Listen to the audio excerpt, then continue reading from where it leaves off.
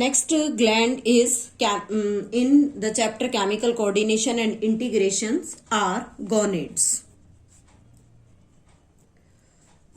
जब हम गोनेड्स के बारे में बात करते हैं, then what are the gonads? Gonads are the reproductive organ, or we can say them the sex gland. They are known as the sex glands. और सेक्स ग्लैंड्स में हम यहाँ पर दो डिफरेंट सेक्स ग्लैंड्स के बारे में बात करेंगे, ovaries and testis. Both are present in different sexes, ovaries in female and the testis in male. तो सबसे पहले यहाँ हम डिस्कस कर रहे हैं टेस्टिस के बारे में. Testis generally present in pair, हमेशा पेयर में प्रेजेंट होती हैं. और यहाँ जो टेस्टिस की लोकेशन है मेल बॉडी के अंदर, that is present in scrotum. As you all know about the scrotum, scrotum is a pouch like structure present hanging between legs. This is the scrotum.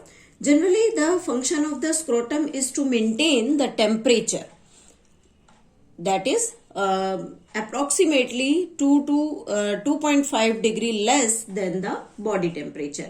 और यहाँ जब हम टेस्टिस के structure को discuss करते हैं, then there is present a specific part of the testis which is named as seminiferous tubules. And these seminiferous tubules contains some interstitial cells in it. Interstitial cells. These interstitial cells also named as Leydig's cell. Leydig's cell. And these interstitial or the Leydig's cell secrete hormone that is named as testosterone. This is named as the testosterone, or you can say it is a type of principal androgen. ये एक principal androgen है, that is named as the testosterone, जो testis से Leydig cells या interstitial cells से release होता है. Now what about the different functions of the testis? First function is to stimulate the growth and development, the growth and development of male secondary sexual character. Sexual character. जैसे हम अगर secondary sexual characters को देखते हैं mails की body में, then there is the growth of beard, there will be the moustaches, then low pitch voice. ये सभी जो कैरेक्टर्स हैं वो मेल की बॉडी में जनरली एंड्रोजन के प्रोडक्शन के साथ दिखाई देते हैं. उसी के साथ दूसरा फंक्शन ये स्टिमुलेट करता है सेक्स ऑर्गन की ग्रोथ और डेवलपमेंट को. It stimulate growth and development of secondary sex organs,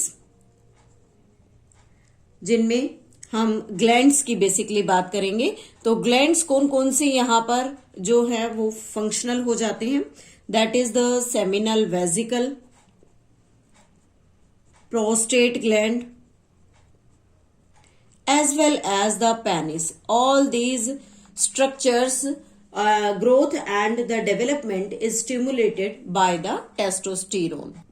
It also stimulates the formation of sperms. Formation of sperms means sperms are the male gamete, और sperm की formation को यहाँ spermatogenesis कहते हैं. तो स्पर्मेटोजेनेसिस प्रोसेस को enhance करने में, उसे एक्टिवेट करने में ये हेल्प करता है। जो एंड्रोजन है it works on CNS central neural system पर ये वर्क करता है and helps in the influencing the male sexual behavior that is named as the libido is the influence of the male sexual behavior। और इन basic in hormones का function anabolic भी होता है। They have the anabolic synthesis of protein and carbohydrate, means carbohydrate और protein metabolism को control करने का काम भी एंड्रोजन यहाँ पर प्ले करते हैं। तो इस तरह से एंड्रोजन की फॉर्मेशन ये इंटरस्टिशियल सेल्स में होती है और इंटरस्टिशियल सेल्स सेमिनिफेरस ट्यूब्यूल में लोकेटेड है। Now the next gland is gonad में ही हम डिस्कस कर रहे हैं ovaries.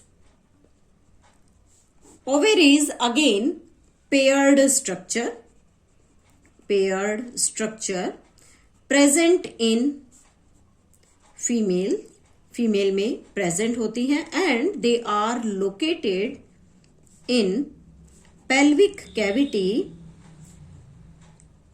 pelvic cavity in close proximity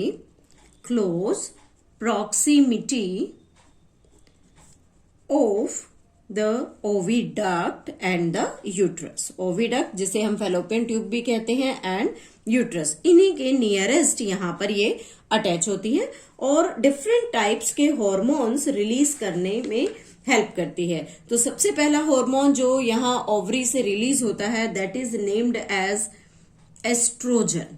this estrogen hormone is secreted by cells of ovarian follicles। Ovary में जो ओवेरियन फॉलिकल्स होते हैं वो एस्ट्रोजन हार्मोन को यहाँ पर रिलीज करने का काम करते हैं और जैसे जैसे यहाँ एस्ट्रोजन का रिलीज होगा then it helps in stimulation of female secondary sexual character. Female secondary sexual characters को एनहांस करने में हेल्प करेगा, जैसे कि यहाँ पर ये मेंस्ट्रुएशन को एनहांस करता है। Menstruation, there is the development of the mammary glands in female as well as some other structures or the characters are also stimulated by the estrogen hormone। it helps in controlling the female sexual behavior।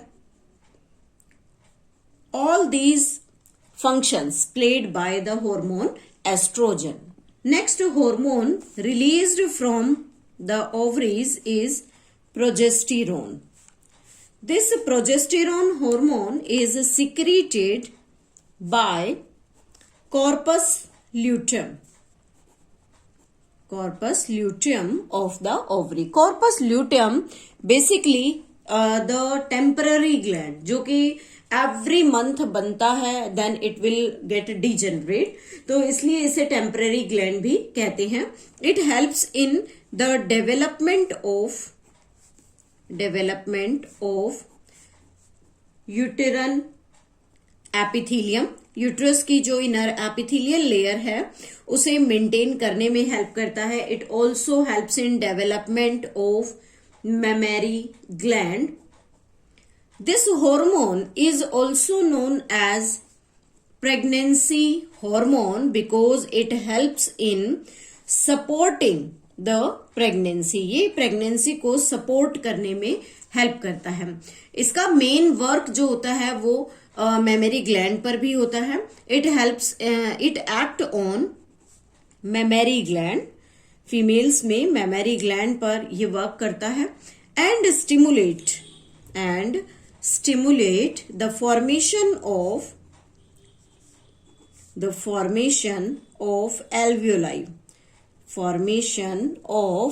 alveoli in mammary gland, and also helps in milk secretion. All these functions, basic functions played by the hormone progesterone in female body. Next hormone released from the ovary is named as the relaxin hormone. relaxin hormone भी corpus luteum से release होता है. It is released by corpus luteum during later stage of pregnancy. later stage of pregnancy में ये hormone relaxin hormone corpus luteum से release होता है and it helps in the softening of ligaments of pubic symphysis के ligaments को soft करने में help करता है, जिससे जनरली जो लिगामेंट है जब वो सॉफ्ट होगा तो जो पैल्विक पार्ट है उसका साइज इंक्रीज होता है, so that it helps in the passing और the easy delivery of the baby. तो ये सॉफ्टनिंग करेगा और इजी डिलीवरी के बाद बॉडी के जो लिगामेंट्स हैं उन्हें सॉफ्टन्स करने में हेल्प करता है.